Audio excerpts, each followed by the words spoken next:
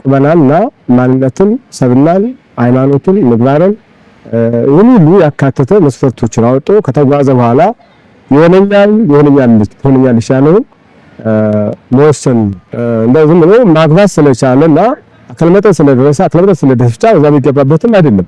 ለአንድ ባል ለክርስቶስ አጫዋችሁ ይላል። እያንዳንዳችን ደስታችን በትዕግስታችን ውስጥ ነው ያለው።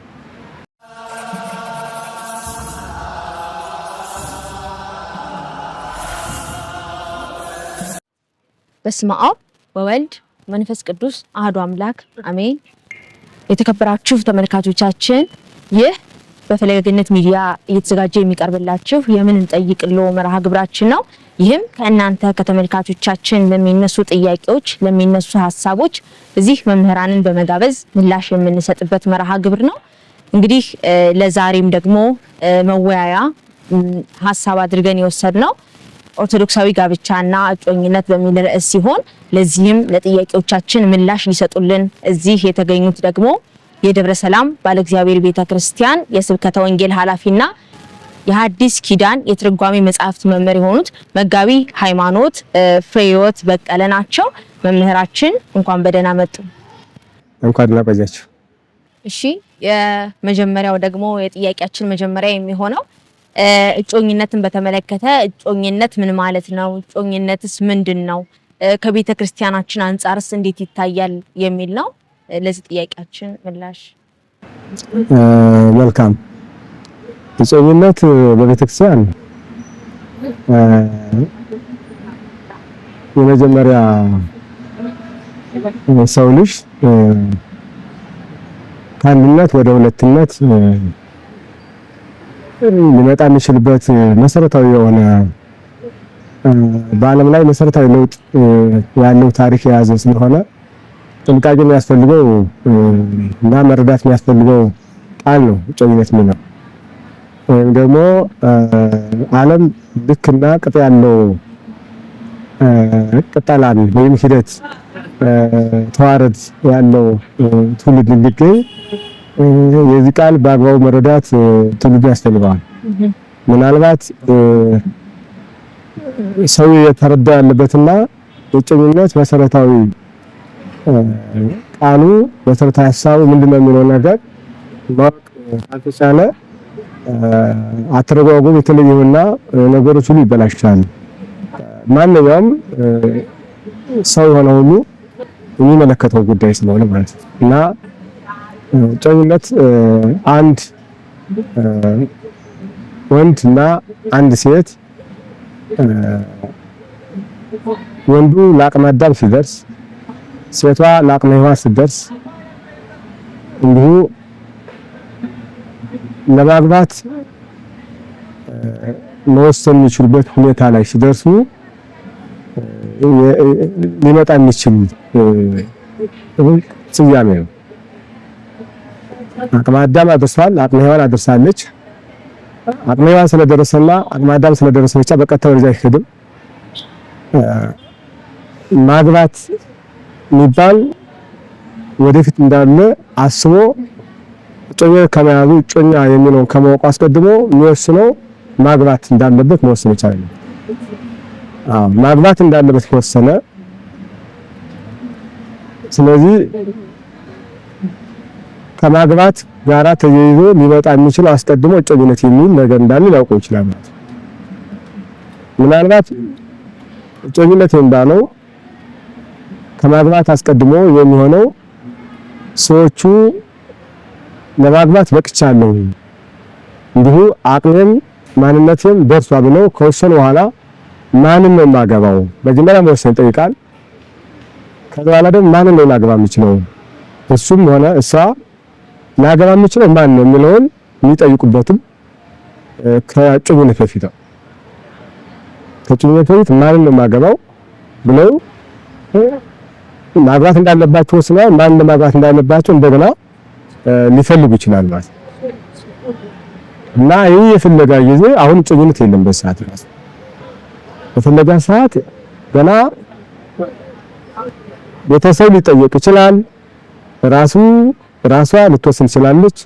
ማን ነው ማግባት ያለበት ነገር ቁመናና ማንነትን፣ ሰብናን፣ ሃይማኖትን፣ ምግባርን ይህን ሁሉ ያካተተ መስፈርቶችን አውጥቶ ከተጓዘ በኋላ ይሆነኛል ያለውን መወሰን ሲችል እንደገና ከውይይትም በኋላ ስላሰበ የአንዱ ሐሳብ ብቻ እጮኛ ሊያስብ አይችልም። የጋራ ሐሳብ እንዲሁ ሐሳብ ተገናኝቶ ተነጋግረው መስማማት ደረጃ ሲደርሱ እንደገና ይህ የእጮኝነት ጊዜ ሊባል የሚችለው አሁን እሷን ፈቅዳ እሱን ፈቅደው ለመጋባት እንችላለን፣ እኔም ፈልጋለሁ አንተም ትፈልጋለህ ወይ ደግሞ ሁሉም ተግባብተው ይሄ ብቻ አለ መሰረታዊ ነገሮች ሁሉ ተነጋግረው ግራና ቀኝ አይተው ከወላጅም ከታሪክም ከነሱም በግራና በቀኝ በፊትና በኋላ አይተው ማግባት የሚያስችል ፍርሳችን አንተና እኔ ልንጋባ የምንችልበት ቁመና አለን ብለው መወሰን የሚችሉበት ጊዜ ሊያደርሳቸው ይችላል። ከዚህ በኋላ ምናልባት ይሄ የእጮኝነት የሚባለው በወላጅ በኩል ሊመጣ ይችላል፣ በዘመድ በኩል ሊመጣ ይችላል፣ በሃይማኖት አባቶች በኩል ሊመጣ ይችላል፣ ከራስ ሊመጣ ይችላል። ከዚህ በኋላ መስፈርቶቹ ተሟልተው ወላጅም አውቆ ታዋውቀው ተነጋግረው ተግባብተው ይሄ የመጠባበቂያና እስከ ሰርግ ጊዜ ያለው ጊዜ ክፍለ ጊዜ ነው እጮኛ ይባላል። እስከ ጋብቻ ቀን ያለው የእጮኛ ጊዜ ይባላል። ከዛ በፊት ቃል ያለፈ ከንግግር ያለፈ በቃል ከመግባባትና ከመተባበር ያለፈ ምንም አይነት ነገር ሊኖርበትና ቃሉ ትርጉሙ ከዚህ ያለፈ የሚሰጠው ነገር የለም። ቃል እጮኝነት የሚለው ከዚህ ያለፈ ትርጉም የመግባባት የመተማመን እና እንዲሁ በሐሳብ የመረዳዳት በሐሳብ መግባባት ትርጉምን የያዘ ሆኖ ወደፊት ጽኑ የሆነ ውሳኔ የተወሰነበት ሁኔታ ነው። ጽኑ የሆነ ውሳኔ ሊፈርስ የማይችል ጽኑ የሆነ ውሳኔ የተወሰነበት ክፍለ ጊዜ ያ እጮኝነት ጊዜ ይባላል ማለት ነው። እና ይሄ ምናልባት የእጮኝነት ጊዜ ሲባል እንግዲህ አንዳንዴ ተረጋግቶ መወሰን የሚያስፈልግበት ሁኔታ ስለሆነ እንደው ዝም ብሎ ማግባት ስለቻለና አካል መጠን ስለደረሰ ብቻ በዛ የሚገባበትም አይደለም። ነገሮች ምርጫዎቹ ውሳኔያቸው ጽኑ የሆነና ምርጫው ሊስተካከል የማይችልበት አጋጣሚ ሊሆን ይችላል ማለት ነው። የመጨረሻ ውሳኔ መወሰን የሚችል እሱም በጽኑ ሁኔታ ከእጮኝነት በፊት የሚደረግ የምርጫ እድል አለ፣ የማማረጥ እድል አለ። ያ ግን አንድ ቅድም እንዳልነው ከምንም የጸዳ ማንነትን ያረጋገጠና ከምግባር እስከ ሃይማኖት ከቁመና እስከ ሰብና ያለው ሁሉ አይቶ የሚገባበት እና ከዛ በኋላ እስከ ሰርግ ወይም እስከ ጋብቻ ክፍለ ጊዜ ያለው ቆይታ እሱ እጮኝነት ጊዜ ይባላል ማለት ነው። እሱ ሊከተል ይችላል። በማስከተል ደግሞ የምናነሳው ይህ እጮኝነት ጊዜ ዓላማው ምንድነው? በተለይ ደግሞ ከጋብቻ ጋር ተያይዞ ቀድሞ የሚመጣበት ዓላማው ምንድነው የሚለው ነው። መልካም እንደተባለው ይሄ እጮኝነት ጊዜ ዓላማው ምንድነው? ጥቅሙ ምንድነው? ምን ለማድረግ ነው የተጫጩት የሚባለው ያልሽው ከመጽሐፍ ቅዱስ አንፃር ስለሆነ እና ትልቅ የሆነ ምስጢር እንዳለው ሐዋርያው ቅዱስ ጳውሎስ ይነግረናል። ለአንድ ባል ለክርስቶስ አጭዋችሁ ይላል እና ምዕመናንን እንደ ሴት ሙሽራ አድርጎ ክርስቶስ እንደ ወንድ ሙሽራ አድርጎ ለአንድ ባል ለክርስቶስ አጭቻቸዋለሁ ሲል ይሄ ክርስቶስ በመላን ላይ የሚያድርበትን በመላን ደግሞ የክርስቶስ ልጆች የክርስቶስ ቤተሰቦች መሆን የሚችሉበትን ሁኔታ እያስተማራቸው ነበር ማለት ነው። ይሄ በአርባ ቀን በሰማንያ ቀን ያለፋቸው ሰዎች ናቸው። እነዚህ ሰዎች ማለት የአርባ ቀን የሰማንያ ቀን ሕፃናት አይደሉም። ገና ሊያስተምራቸው፣ ገና ሊያጠምቃቸው፣ ገና ሊያሳምናቸው ወደ ክርስቶስ ልጅን ሊያደርሳቸው የሚያስተምራቸው እጮኛነት ጊዜ ያላቸው ተጠምቀው የክርስቶስ ልጅ የሆኑበትን ጊዜ ያ እጮኝነት እየተማሩ ያሉበት እያወቁ ያሉበት እየተረዱ ያሉበት አምነው ሲጠመቁ ያሉበት ጊዜ ያ የእጮኝነት ጊዜ ይባላል ማለት ነው። ከዛ በኋላ አምነው ከተጠመቁ በኋላ እጮኞች አለም የክርስቶስ ሙሽሮች ናቸው። ምዕመናን ከተጠመቁ በኋላ በአርባ ቀን በሰማንያ ቀን ሕፃናትን እንደምናጠምቃቸው በአርባ ዓመቱ እንዲሁ በአርባ ዓመቱ አምና ሲጠመቅ ከዛ በኋላ የክርስቶስ ሙሽራ ናት፣ የክርስቶስ ሙሽራ ነው ማለት ነው። ይሄ እስከሚጠመቁ ያለው የእጮኝነት ጊዜ ነው። እያስተማረ ያለበት ጊዜ ማለት ነው። እያስረዳቸው ያለበት ጊዜ ማለት ነው። ወደ ክርስቶስ ያስገባቸው የክርስቶስ ልጅ ሊያደርጋቸው እየሰበከ ባይ የእጮኝነት ጊዜ ይባላል ማለት ነው። ይሄ እንዳልኳቸው የጭውነት ጊዜው ምን ጠቀመ ካል ቅዱስ ጳውሎስ አስተምሮ አሳምን የክርስቶስ ልጅ እንዲያደርጋቸው አስችሏቸው ማለት ከዛ በኋላ ሙሽሮች ናቸው። እሱ ወንድ ሙሽራ ክርስቶስ ወንድ ሙሽራ የሚሆናን ደግሞ የሴት ሙሽሮች ናቸው ማለት ነው። ከዛ በኋላ የማይበጠስ ሰንሰለት የማይቆረጥ የክርስቶስና የምን አንድነት በስጋውና በደሙ በአርባ ቀን በሰማንያ ቀን ወይም ደግሞ በጥምቀት የክርስቶስ ልጅን የሙሽራ ጀግንም እናረጋግጥበት ያ የሙሽራና የሙሽሪትና የሙሽራ ክፍለ ጊዜ የሚቀጥል ነው ማለት ነው። በዛ መንገድ ነው የሚሆነው። በእኛ መንገድ ይሄ የጥቅሙ ጽኑ የሆነ ትዳር እንዲመሰርት ያስችላል። የጭኝነት ጊዜ እንዳለው ጽኑ የሆነ ትዳር እሷም ሌላ አታውቅም፣ እሱም ሌላ አያውቅም። የሚያውቅ የሚጠብቅ እሷን ነው፣ የሚጠብቅ እሱን ነው።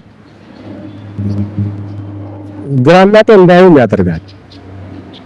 ከጋብቻ በፊት የሚፈጸም ያልተገባ መቀራረብና ወይ ደግሞ በዚህ ጮኝነት የተባለው ጊዜ ለህይወት ያልተፈለገ ያልታዘዘ ያልተፈቀደ ግንኙነት ሲፈጠር ጋብቻ ሊጸና ይችላል። በፍጹም ጋብቻ ሊጸና ይችላል። የጋብቻ ጊዜ አይጠብቁም፣ መጋጋት አይኖርም። የሚጠብቁት ደስታ የላቸውም። ደስታን ያሳጣል። በአንጻሩ ከጋብቻ በፊት ራሱን ጠብቆ የሚኖር ሰው የሚጠብቀው ትልቅ ደስታ ነው። በነገራችን ላይ የሰው ደስታው በትዕግስት ውስጥ ነው ያለው። እያንዳንዳችን ደስታችን በትዕግስታችን ውስጥ ነው ያለው። ምናልባት ትዕግስት የሚከብደው በምታገስበት ሰዓት ታግሰን ካሳለፍነው በኋላ ግን ጽኑ የሆነ ወይም ደግሞ ፍጹም የሆነ ደስታ ፍጹም የሆነ እርካታ የምናገኘው በትዕግስታችን ውስጥ ስለሆነ በጭንቀት ጊዜ ታግሶ የሚቆይ ሰው ፍጹም የሆነ ደስታ የሚጠብቀው ነገር አለ ማለት ነው። ያ ደግሞ የጋብቻው ቀን ነው። ስለዚህ ከጋብቻ በፊት መመካካት፣ መቀራረብ አላስፈላጊ የሆነ ግን የሚያደርግ አካል ከሆነ አንደኛ ለጋብቻ አይጓጓም፣ ወደ ጋብቻ አይገባም። ሁለተኛ የሚጠብቀው ነገር ስለሌለው ደስታ የለው፣ የሚጠብቀው ደስታ የለው። ሶስተኛ እንዲሁ አሁንም ሌላና ማተር ይፈልጋል፣ ወደ ጋብቻ አይገባም። ብዙ ነገሮችን ላይ ይፈልጋል። ከአንድ ወደ አንዱ ከተሸጋገረ ያ ሰው እንደገና ስስት እያደረበት ሱስ እያደረበት የተለየ ነገር ያገኘ የመሰለው ቅዠታም ነው የሚቀር። ስለዚህ ወደ ጋብቻ ለመግባትም በጣም ጽኑ የሆነና አስፈላጊ ወሳኝ የሆነ ጥሩ የሆነ ክፍለ ጊዜ ለጋብቻ እንድንወስን የሚያደርገን ወደ ጋብቻ እንድንጠጥር የሚያደርገን ሞራላዊ የሚያደርገን ወደ ጋብቻ መግባት የማይችል ሰው ሞራል የሌለው ሰው ማለት ነው። ዝም እንደፈለገ የተሰበሰ እንደፈለገ ለበደግ እንደ ውሻ ወይም ደግሞ እንደ ሰው የሚሰራ ከሆነ ለምሳሌ ጋብቻ ፈጽሞ ሞራል ናቸው ማለት እዚህ እንደዚህ አልታደሉም። ስለዚህ ባለሞራልም ያደርጋል፣ ወደ ጋብቻ እንዲሄድም ያደርገዋል እና ትልቅ በጣም መሰረታዊ የሆነ የህይወታችን ክፍለ ጊዜ ነው ብለን እንወስደው የምንችለው ማለት ነው። በጣም ጠቃሚ ነው ወስደት ጊዜ ነው። እሺ ቀጣይ ጥያቄያችን የሚሆነው ደግሞ እጮኛ ለመያዝ አንድ ሰው ወይም አንድ ክርስቲያን ብቁ የሚሆነው መቼ ነው? በተለይ ደግሞ ከእድሜ ገደብ አንጻር መጽሐፍ ቅዱሳዊ ከሆነ መሰረትነትም አንጻር ይህ የእድሜ ወሰን ወይም ደግሞ የእድሜ ገደብ እንዴት ይታያል? የጋብቻ ወይም የጭንነት ጊዜ ብለን የጋብቻ ራሱን የቻለ ጊዜ አለው። የጭንነት ራሱን የቻለ ጊዜ አለው። ሰው ሊታጭ የሚችልበት ጊዜ መቼ ነው ስንል እንዳልሽው መጽሐፍ የሚለን አለ። መጽሐፍ ቅዱስ መታጨትን እንደ ይስሐቅ ታጭቶላቸው አግብተዋል እና ያዕቆብ ታጭቶላቸው አግብተዋል። በአንጻሩ ዮሴፍም ይህን ታሪክ ያስረዳናል። ሌሎችም ቅዱሳን እንዲህ ታሪክ አላቸው እና ይስሐቅ በአባቱ በኩል አጭተኛ ተልኮ እንዲሁ አገር አቋርጦ ለይስሐቅ የምትወትና የምትመጥን ሴት እንዲያመጣለት የሚያምነውን አሽከር አብርሃም እዚያው ብሬታው አሽከር ለይስሐቅ ሚስት አጭቶ እንዲያመጣ ልኮሰበታል እና ይስሐቅ በዚያን ሰው ሙሉ ሰው ነበር። ሙሉ ሰው ማለት የወጣ የወረደውን ያለፈ ያገደውን ያለፈውን በታሪክ የመጣውን ደግሞ ያለውን ዘመን አይቶ ምን ሊሆን እንደሚችል መረዳት የሚችል ስለ ጋብቻ ምን ሊሆን እውቅና ምን መቻል አለበት ወይ ደግሞ ኃላፊነት ሊሸከም የሚችል አቅም ያለው ማለት ነው። ኃላፊነት መሸከም ይችላል። ወደ ትዳር ሲገባ የሚመጣው ተከትሎ ብዙ ነገሮች ስለ እነዛን ሊሸከም የሚችልበት አቅም አለው ተብሎ ይስሐቅ ያንን ያሟላ ሰው ስለነበረ አባቱ አምኖበት እሱ ማለት በነገራችን ላይ ዛሬ ባለው ያው ወላጆች ከሆኑ ማጨት የሚችሉ እሱ ነው ሊሆን የሚችለው ማለት መጽሐፍ ነገር ወሰነ በአባቶቻችን ታሪክ እስካሁን ድረስም በነበረው ለማግባት እንደደረሱ የሚናገሩ ወላጆች ናቸው። አባት ወይም እናት ለልጇ ስትናገር መጀመሪያ ወላጆች ይነጋገራሉ። አይ ልጃችን አካለ መጠን ደርሷል፣ አካለ መጠን ደርሳለች፣ ባል ያስፈልጋታል፣ ሚስት ያስፈልጋታል ብለው መጀመሪያ እነሱ ይጋባሉ። ከበኋላ ለልጇ ሲናገሩ በጣም በመፍራት በመንቀጥቀጥ ጥበብ የተሞላበት ንግግር ነው። ወይም አረጋግተው ይነግራቸው ቀስ አድርገው ይነግራቸው ይችላል ማለት ነው። ምክንያቱም ይደነግጣሉ። ለካ እንደ ድርሻው ይደነግጣሉ። ልጆች በጣም ያላሰቡት ነገር ሊሆን ይችላል። እዚህም ድርሻ ነው በጣም ይደነግጣሉ ማለት ነው። እና በጣም ጥበብ የተሞላበት ተሊጥ ባለበት ንግግር ቀስ ነው እንዳይደነግጡ፣ ጥለው እንዳይጠፉ። ጥለው ይጠፋሉ። በጋብቻቸው ጊዜ ሳይፈልጉ ሲዳርኩ ጥለው ይጠፉት አጋጣሚ እስከ ያለፈ ነገር ነው። ስለዚህ ወላጆች ይሄንን አረጋግተው አሳማኝ በሆነ ንግግር ለመናገር ተዘጋጅተው ነው ይሄን ነገር የሚናገሩት ማለት ነው። እና አካለ መጠን መድረሱን መናገር በወላጆቹ እኩል ሲመጣ ወላጆቹ እንዳልኩትኝ አረጋግተው አሳማኝ በሆነ ፈሊጥ በተሞላበት ንግግር ሲናገሩ ልጆች ስለሚደነግጡና ስለሚጨነቁ ወይ ደግሞ ጥለው ሊጠፉ ስለሚችሉ ያንን ወላጆች ተወላውት እንደሚናገሩና ወላጆች ናቸው ሊያውቁት የሚችሉ። ወላጆች ነው ደግሞ አንደኛ እንደ አካባቢ ይወሰናል። እንደ አካባቢና እንደ ጊዜ ይወሰናል ማለት ነው። እንደ አካባቢና እንደ ጊዜ ይወሰናል ማለት አሁን ያለንበት ዘመንና ድሮ ያለው ዘመን አንድ አይደለም። ድሮ ያለው ዘመን ራሱ ካሁን ካለበት በጣም መሰረታዊ ነው ልዩነቱ። ወላጆች ጫና አድርሰውባቸው እንዲያገቡ ግፊት አድርጓቸው አስረድተዋቸው በሰርጋቸው ሊጠፉ እንዳይችሉ ጥበቃ እየተደረገባቸው እንደዚህ ነገራችን የነበሩ ማለት ነው። አሁን ባለው ደግሞ የጋብቻ ጊዜ ምናልባት ወላጆች ሳያስቡት ልጆች አስቡት ይገኙ ይችላል። በጣም ያለው መሰረታዊ ልጆች አስቡ ወላጆቹ ሳያስቡት ገና ልጅ ገና አድጋ አልጨረሰችም፣ ልጅ ገና ጉልበት አልጨረሰም፣ ገና ማደግ ላይ ነው ያለ፣ አይምሮ ገና አልመሰለም፣ አካል ገና አልመሰለም ያሉ ልጆች ግን ይሄን ሀሳብ ጨርሰው ሊገኙ ይችላል። በጣም ከዚህ በላይ የትውልድ መውደቅ ላይገጥም ይችላል።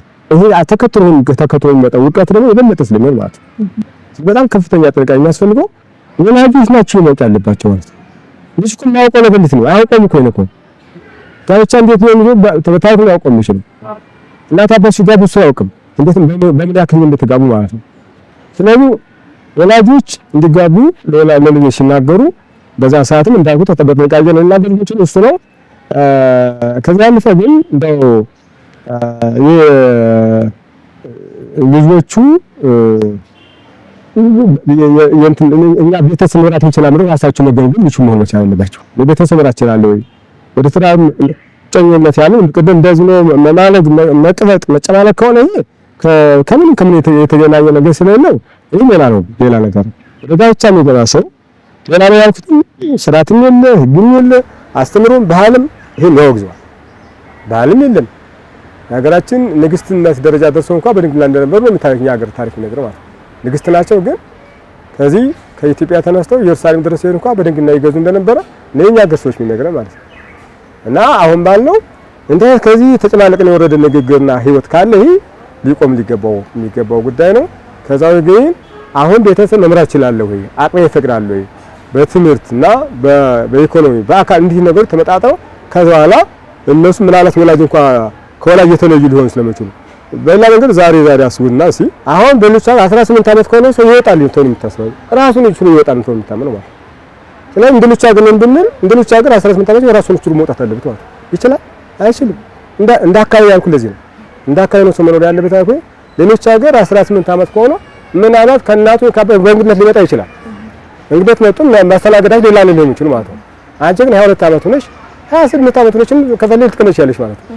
ባላገበው ከእናታች ጋር የሚቀመጡ ታገኛለሽ እና እንደ አካባቢና እንደ ጊዜ ይወሰናል ያልኩት ለዚህ ነው። ስለዚህ አሁን በ18 ዓመት ማግባት አለ በ16 ዓመት ማግባት ራስ ጆሮ ወጥቶ ቤት መሳል ይችላል ወይ? አይችልም። ስለዚህ የወላጆችን ማዳመጥ ይችላል ነው ነገር እንደ አካባቢ እንደ ጊዜ ይወሰናል ነው ነገር ይያዝ። በእጩኝነት ጊዜ የሚደረጉና የማይደረጉስ ነገሮች ምንድናቸው? ጥሩ ነው። በጋብቻ ከጊዜ የሚደረጉት በእጮኝነት ጊዜ አይደረጉም። ወይ ደግሞ በእጮኝነት ጊዜ የሚደረጉት በጋብቻ ጊዜ ሊደረጉ ይችላል። መመካከሩ፣ መተማመኑ፣ መግባባቱ እንደውም በእጮኝነት ጊዜ የነበረው መተማመንና መፈቃቀር በጋብቻ ጊዜ አብሮ ቢቀጥል ደስ ይላል። በጋብቻ ጊዜ የሚደረገው ግን በእጮኝነት ጊዜ አይደረግም። አንድ ወንድ ሚስት ከማግባቱ አስቀድሞ ከሴት ጋር አካል መጣላት መገድ የሚልበት አንድ ሴትን ባህል ሳታገባ አቅመ ሔዋን አድርሳ ከወንድ ጋር ልትጋድ በፍጹም ነው። ስለዚህ እኔ ባህል አላገባሁኝ ከወንድ ጋር አልጋደም ብላ መወሰን መቻል አለበት። እጮኝነት ጊዜ ሊሆን ይችላል። እኔም ሚስት አላገባሁኝም ስለዚህ ሚስት ከማግባት ከሴት ጋር መጋድ የሚል ወጣት ነው መቻል አለበት ማለት ይሄ የእጮኝነት ጊዜ ስንለው የእጮኝነት ጊዜ ቀድም እንዳልነው የሚተማመኑበት የሚጓቡበት ለወደፊት የኑራቸውን እቅድ የሚነፉበትና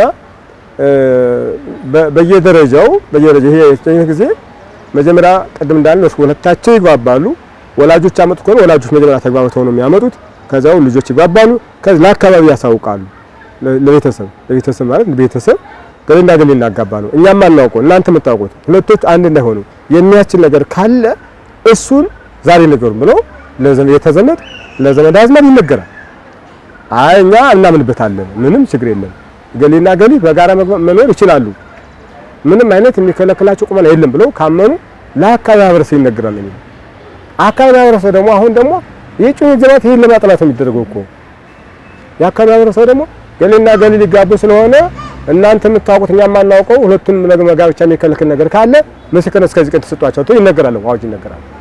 ያንን ቃን ተጠቅመው ካመጡ እሰየው ሁለታችሁ መግባባት የምትችሉበት ነገር ስለሌለ ሊፈርስ ይችላል፣ ያ ነገር ማለት ያቆም ይችላል ማለት ነው። የቀጠለው ቤተክርስቲያን ላይ ራሱ ባወደመ ላይ ኤጲስቆጶስ ወይ ደግሞ አበነፍሱ ይሄን አዋጅ ይናገራል ይላል። በሶስት ደረጃ በኋላ ነው እየቀጠለው። ከዛ ቤተክርስቲያን ላይ ተነግሮ ገሌና ገሊት ሊጋቡ ነው፣ ባልና ሚስት ሊሆኑ ነው፣ ቤተክርስቲያን በሚፈቅደው ሊጋቡ ነው። ከመጋባታቸው አስቀድሞ ሁለታቸው እንዳይጋቡ የሚከለክል ሁኔታ ካለ እስከዚህ ቀን ባለው ምስክርነት ተብሎ ይነገራል ማለት ነው። አሁን በዛ ጊዜ ሰው ከመጣ አሳማኝ ነገር ብላ በመቀኝነት በቅናት አለባሌ እንደዚህ ከንቱ የሆነ ነገር ከሆነ ላይቆም ይችላል።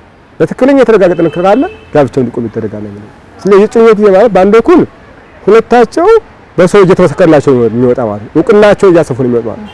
ሊጋቡ እንደሚችሉ ሊጋቡ እንደፈለጉ እውቅናው እየሰፋ ይሄዳል ማለት ነው። ሁለተኛ እርስ በርሳቸው እየተገናኙና እየተግባቡ ለወደፊት እየተመካከሩ ወደፊት ሊገጥማቸው የሚችለው ፈተና እየተረዳዱ የሚያፈቱበት ሁኔታ ነው የሚሆነው። መጨረሻ ላይ እንግዲህ ይሄ ካለፈ በኋላ ነው ቃል ተጋብተው የተክሊል የሚባል ስርዓተ ጾም በሁለት ተከፈለ ነው። ተክሊል የሚባለው በሁለት ተከፈለ ነው። ቀለበት ተደርጎላት ቤተ እግዚአብሔር ዳር ጸሎት ተደርጎላት ይሄ የቀለበት ጸሎት ተጸልዮ እሷም ቀለበቷን በጣቷ እሱ በቀለበቱን በጣቷ አድርጎ እሷ ወደ እናቷ እሱ ወደ አባቱ ቤት ይሄዳል ነው። ይሄ ከዋጅ በኋላ ማለት ነው። እንደገና አሁን ይሄ አሁን ቀለበት ቃል ገብቷል ማለት ነው። መጨረሻ ላይ ደግሞ የተክሊሉ ቀን የስጋው ደም የሚጠረቅበት ቀን አለ ማለት ነው። ከላቀን በላቀን እንደ ስርዓት እንደተቀመጠ አሁን ሁሉም አንድ ቀን የሚደረግ እና ይሄ ሁሉ የእጮኝነት ክፍለ ጊዜ ነው የሚጠይቅ ቀለበት ጊዜ ሁሉ የእጮኝነት ጊዜ ነው የሚደረግ እንጂ አሁን ለተባለው አንድ ሴት ታጨች ማለት ባላገባሽ ማለት ሆኖ የሚወሰድ ከሆነ አንድ ወንድም እጮኛለች ማለት ግንኙነት አደርጋለሁ ማለት ከሆነ ነውር ነው፣ ሊሆን አይችልም። ጥበቃም የሚለው ነገር ህጉም ይፈርሳል። በቃ ግንኙነት ካላቸው ሚስቱ ናት እንጂ እጮኛለች ወይ ባሏ ነው እንጂ እጮኛዋ ሊሆን አይችልም። አግቷታል፣ ምን ይጠበቃል? ምንም ይጠበቅ ነገር የለም፣ ተጋብተዋል። ስለዚህ ይሄ የእጮኝነት ጊዜ ይሆን ሳይሆን ነው ለጋብቻ ጊዜ ወይ ደግሞ ያልተፈቀደ ጋብቻ ቤተክርስቲያን የማታውቀው ባህል አሁን ብሎ መቼስ ነውርም ሲጣፋ አንዳንዴ ነውርም በሰው ዘንዳ እንደ ክል ሊቆጠር ይችላል እንጂ ይሄ በፍጹም የተሳተ ትርጓሜና ይዘት ያለው ተቀባይነት የሌለው ሃይማኖታዊም ትውፊታዊም ባህላም ያልሆነ ሁኔታ ነው የሚችለው። ስለዚህ ይሄ ጥንቃቄ የሚያስፈልገው ክፍለ ጊዜ ነው። እንግዲህ አስቀድመን እንደተናገርነው ከዚህ ከጋብቻ በፊት ያለው የእጮኝነት ጊዜ መርዘምና ማጠር በራሱ ችግር አለው፣ የራሱ ተጽዕኖ አለው። ሲረዝምም የራሱ ተጽዕኖ አለው፣ በጣም ሲያጥርም የራሱ ተጽዕኖ አለውና ይህ የእጮኝነት ጊዜ የጊዜው መጠን ምን ያህል መሆን አለበት? ጥሩ ጥያቄ ነው። ይሄ የሚያመጣው ብዙ ነገር አለ እና ይሄ የእጮኝነት ጊዜ ምን ያክል መሆን አለበት? ሲረዝም የሚያመጣው ጣጣ ምንድነው? ሲያጥር የሚያመጣው ጣጣ ምንድነው? ሲያጥር የሚመጣው ጣጣ አለ፣ ሲረዝም የሚመጣው ጣጣ አለ። ሲያጥር የሚያመጣው ጣጣ የሚገርማችሁ የገጠር ልጆች ወደ ከተማ መጥተው የተባለ ተጋብተው ተገናኝተዋል። ቤተሰብ አላወቅማ የሆነንም ነግራቸው ማለት እና ለክርስትና ሁለቱም ተዋማሹ ለክርስትና ተጠርቶ መጣው። በአንድ መኪና መጣው። የልጆች ነው አይ ልጅ ወልዳ ክርስትና ጀር አንቺ ልጅ ወልዳ ክርስትና ጀር የሆነንም ነግራችሁ እኮ የሆነንም ነግራችሁ ለቤተሰብ አላወቁማ። እንግዲህ ምናልባት እንግዲህ የከተማ አኗኗር ታውቁታላችሁ። አንዱ ባህር ዳር ከሌላው ደብረ ማርቆስ ነው ላይተዋወቁ ይችላል ማለት ነው። እና መጨረሻ ላይ ሁለቱም ግን ወርደው አንድ ቤት ተገናኙ። ምን ይላሉ አሱ ልጆቻቸው የተጋቡ የተባሉ ተጋቡ ማለት በጣም በችኩል ነው የጅብ ችኩል ቀንድ ይነክሳል አይነት እንዳይሆን ስሩ የተወጣጠቁ ትሮቱ ይፈታል እንዳይሆን ተረጋግቶ ቤተሰብ አሳውቆ ነገሮቹን ግራና ቀኝ ተረቶ የት ነው ምንድነው የሚለው ነገር በደንብ ማወቅ ይጠይቃል። እንዲህ አይነት ቅጣጣ እንዳይሆን የሆነንም ነግራችሁ ማለት ነው። ከዚህ ያለፈ ግን በረዘመ ቁጥር ደግሞ በጣም አደገኛ ይሆን ሲል ይሄ ቅድም ላለው ለዝሙት የሚያጋልጥ ላልተገባ ህጉን በማይፈቅድ ወይ ደግሞ አሁን ላለው ዓለም ውጥንቅጦ ወጣ ትዳር እንድትመራ ወፈሽ ትውልድ እንዲመጣ ያደረገን ዝም ብሎ መጠናናት እንዳል ነገር አለ። መጠናናት ነው ነገር ምንድነው ራሱ ሰው ተጠንቶ ያልቃል ወይ? ሰው አንድ መጽሐፍ አንበሽ ጨርሰው ያለሽ ሰው ጋር አንበሽ ጨርሰው አይደል? ዛሬ ሌላ ነው ነገር እስከ ለተሞቱ ሌላ ነው ሰው ህይወት ማለት አገን ተሻጨርሽው ማለት። ስለዚህ ከዚህ በፊት የነበረው ታሪክ አሁን ያለብቁ መና ምን ነው ወደፊት ስለኔ ማላውቅም እኮ እንዴት ላጠናው ይችላል? በቃ ስለዚህ ባጠናው ቁጥ ሰው ይሁን ማጠና ማለት ነው። እና የሚያበቃ ነገር ስለማይሆን የተወሰነ ቅድም ባለው ቤተሰብ ያወቀው አካባቢ የተረዳው እሱ ለመምረጥ ብቁ የሆነ ቁመና ላይ ሆኖ ለመምረጥ ቅድም እንዳለ የተስተካከለ እይታ ያለው እንደዚሁ በልቶ ጠጥቶ ሰክሮም አለም እድሜውም ለመምረጥ የሚያስችል ቁመና መሆኑን ታይቶ እንደዚሁ በልጅነቱ ምን ባልሰከነ ነገር እንዳይመርጥ ያ ሁሉ ታይቶ መምረጥ ከቻለ ከዛ በኋላ ቆይታው በጣም መርዘም የለበትም። የሚመጣው የበለጠ የከፋ ነገር ስለሚችል ምናልባት እንደ መጽሐፍ ስናይ ቅድም እንዳልነው መጀመሪያ ላይ የክርስቶስ የመለኮትና የትስፊትን መዋሃድ ክርስቶስን ወይ ደግሞ መለኮትን እንደ ወንድ ሙሽራ ትስፊትን እንደ ሴት ሙሽራ አድርጎ መጽሐፍ ስለሚነግረን ሐዋርያው ቅዱስ ጳውሎስ ይህን ይናገረዋል። እኔ በክርስቶስና ቤተክርስቲያን መስለዋለሁ ብሎ እንደተናገረው መለኮትን በወንድ ሙሽራ ትስፊትን በሴት ሙሽራ መስሎ ይናገራልና ይህ የመለኮትና የትስፊት መዋሃድ አስቀድሞ በነቢያት ሲነገር ቆይቷል።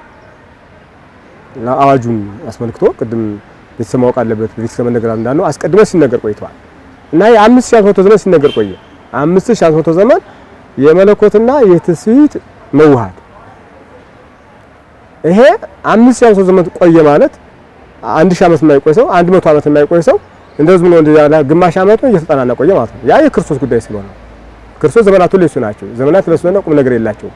5500 ዘመን ነቢያት እንዲሁ ክርስቶስ ይወርዳል ይጎላል ያሉት ነው የተናገሩ። በእና በኩል ደግሞ እንዲወርድና እንዲጎል እንዲያድናቸው እየጸለዩ ለህዝቡ ያጎጁ ላላወቀው ህዝብ እንደሚወለድ ስጋ እንደሚለብስ ከስጋ ጋር እንደሚዋሃድ ስጋ ግን እንዳልኳችሁ በሴት ሙሽራ መለኮት በወንድ ሙሽራ እንደሚዋሃድ አስቀድሞ ሲናገር ቆዩ ማለት ያ ቀን ደግሞ እንደርስላቸው እንዲያጠርላቸው ነቢያቱ ደግሞ ምን ነው ሰማይ ተቀዶ ዛሬ መጣ እያሉ ያወቁት ነው የተረዱት አምነው ስለዘገየባቸው ምን ነው ሰማይ ተቀዶ ዛሬ መጣ እያሉ ይጓጉ ነበር።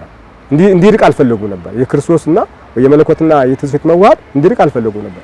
ሰማይ ተቀዶ ምን ነው ዛሬ መጣ ማለት መቸኮል ነው። ወይ ደግሞ ሶሎሞን በተራራው ላይ መርመል እያለ የፈጠነ ይጓዛል ይመጣል ነበርና የማ ፍጥነቱን ሁሉም ነቢያቶች ይጓጉና ይናፍቁት የነበረ የክርስቶስና የመለኮትና የትስፊት መዋሃድ ሁሉ ሲጓጓለት የነበረው ጊዜው ደርሶ ሲዋሃድ ከመቤታችን ነው ስጋን የተዋሃደው። እመቤታችን ቅዱስ ገብርኤል ተልኮ ነው የነገራት። ቅዱስ ገብርኤል መልአኩ ቅዱስ ገብርኤል ተልኮ ለእመቤታችን ነገራት ይላል እና ከዚህ በኋላ እንግዲህ እመቤታችን ደቃ ይደረግ ብላ ካለች በኋላ ፍጹም የሆነ ተዋህዶ ስለሆነ መሌት የለም ፍጹም የሆነ ተዋህዶ ነው። ከዚህ በኋላ ስጋና መለኮት አልተለያዩም። ለአይን ተሳኳን ተለያይተዋል። ስለዚህ ስጋ ከመለኮት ጋራ ተዋህዶ ለአይን ተሳኳን እንዳልተለያየ ባልና ሚስት በፍጹም ከሞት በኋላ እንኳን አንድ ክብር ስላላቸው አንድ ሃይማኖት ስላላቸው አንድ ስጋው ደሙ ተቀብለው አንድ ሃይማኖት ይዘው ቆይተው ከሞት በኋላ እንኳን በአንድ ሃይማኖት ስለሚነሱ ይሄ መለየት የማይታሰብበት በመሆኑ እንዲሁ በራቀ ቁጥር ተስፋ መቁረጥ መካከል ላይ የሚገጥም ችግር እንዲሁ ፈተናዎቹ ሌላ ሁለታቸው በጋራ የሚገጥማቸው ፈተና ሌላ ነው። በጎን ሌላ የወረኛ ፈተና ሌላ ነው። እሷን ብቻዋን የግል ፈተና እሱም ሌላ የግል ፈተና ሊገጥም ስለሚችል መራቅ የሚለው በተለካና በተመጠነ ካልሆነ ቀን እንደዚህ ብሎ ልክየለሽ ቆይታ መኖር የለበትም፣ መወሰን አለበት። በዚህና ጊዜ እንጋባን ተብሎ ማለት ነው። እስከዛ ባለው ምናልባት የጎን እሷ ሌላ የሚያባብል መጣ እሱን ሌላ የሚያባብል ይመጣ እሷን ካቋለ ላይ ፈተና ይገጥማት እሱን ሌላ ፈተና ይገጥመው ወደኛ ይመጣ ይሄ ሁሉ ሊያጠፋ የሚችል በፍጹም በራቀ ቁጥር ፈተናዎቹን ማቅረብ ስለሆነ መሆን የለበት ነገር ክርስቶስ 5000 ዘመን ቆየ ስንል የክርስቶስ ዘመን ከኛ ጋር እንትን አይልም፣ ግን ቆይታ እንዳለው ያ የመጠናና ጊዜና የማስረጃ ጊዜ ነቢያት እያስረዱ ቆዩ። ከዛ ለእመቤታችን ገብርኤል ተላከ ከሆነ በኋላ ልዩነት የለም ማለት መለኮትና ትስብእት አልተለያዩ የሚለው ነገር መያዝ አለበት የሚለው ነገር ይሁንና መራቅ የለበትም በፍጹም ነውር ያመጣል። ተመልካቾቻችን እስካሁን የነበረን ቆይታ ማለትም ኦርቶዶክሳዊ ጋብቻና እጮኝነት በሚል ርዕስ ሀሳብ አንስተን እየተወያየንበት እየተማርንበት ያለው ርዕስ ነው። እንግዲህ በዚህ ርዕስ ላሉን ጥያቄዎች መምህራችን እዚህ ተገኝተው ምላሽ ሰጥተውናል። ርዕሱ ግን በዚህ የሚቋጭ አይደለም፣ ሰፊ ነውና ብዙ መማር የሚጠበቅብን ነውና በተከታታይ ክፍሎች የምናቀርባቸው ሌሎች መርሃ ግብሮች ይኖሩናል። ለዛሬው ግን ላነሳናቸው ጥያቄዎች ምላሾቻችን እነዚህን ይመስሉ ነበረ። መልካም ጊዜ